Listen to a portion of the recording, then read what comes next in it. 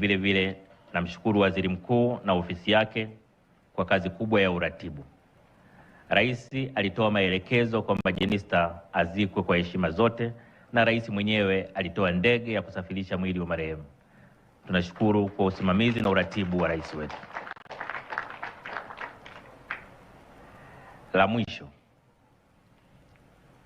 Mheshimiwa Waziri Mkuu, nilikuwa nakusikiliza pale wakati unaongelea na kutoa maelekezo thabiti ya barabara ambayo imetajwa hapa na Baba Askofu, na makofi mengi ya wananchi yaliashiria kwamba wamekuelewa.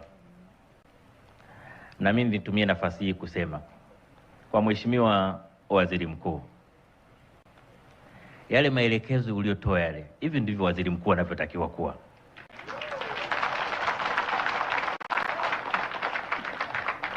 Sio waziri mkuu dhaifu naye anaenda kulia